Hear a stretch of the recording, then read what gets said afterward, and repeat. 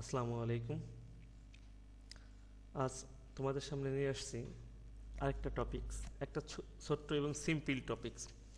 প্রশ্ন হচ্ছে কোথায় হোয়েন আর কোথায় হোয়াইল বসে। আমার একটা স্টুডেন্ট জিজ্ঞেস করছে, স্যার হোয়াইল এবং হোয়েনের মধ্যে পার্থক্য কতটুকু। আসলে হোয়েন এবং হোয়াইলের একটা ব্যাপক নিয়ম আছে, কিন্তু তার মধ্যে একটি শর্টকাট রুলসও আছে। সেটা হচ্ছে হোয়েন আর হোয়াইল দুটোই সময়কে মিন করে, সময়কে বোঝায়। কিন্তু যদি কখনো অল্প সময় বোঝায়, সাধারণত কোনো অস্থায়ী কোনো জিনিসকে বোঝায়, তাহলে হচ্ছে হোয়াইল। আর যে অস্থায়ী না বোঝায়, স্থায়ী কোনো কিছু বোঝায়, তাহলে হচ্ছে হোয়াইল। চলো একটা উদাহরণের মধ্যে এটা শেষ করি। ধরো তুমি তোমার বাসা থেকে একটা জায়গায় যাচ্ছ, যার সময় একটা বিশাল বট গাছ দেখলে, কিন্তু ওই বট গাছটা চলে যাবে না।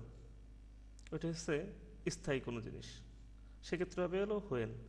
কিন্তু তুমি তোমার বাসার থেকে অন্য কোথাও যাচ্ছ, দেখলো একটা সাপ বসে আছে। সাপ, ও কিন্তু তোমার জন্য অপেক্ষা করবে না, ও কিন্তু চলে যাবে। তাহলে যেহেতু বট গাছটা একটা স্থায়ী জিনিস, সেক্ষেত্রে হবে হোয়েন। আর হোয়াইলটা হচ্ছে হলো, যেহেতু সাপটা একটা অস্থায়ী জিনিস, সেটা হচ্ছে, সেক্ষেত্রে আমরা বলতে পারি হোয়াইল।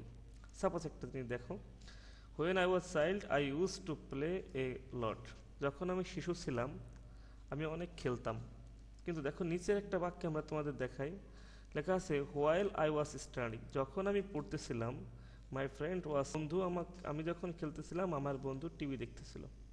তার মানে আমরা একটা মিন করতে পারি, যেটা মূলত দীর্ঘ সময় বা স্থায়ী কোনো কিছু হয়, সেক্ষেত্রে হবে হলো হোয়েন। আর অল্প সময় বোঝালে হোয়াইল। থ্যাংক ইউ, ধন্যবাদ সবাইকে। আসসালামু আলাইকুম।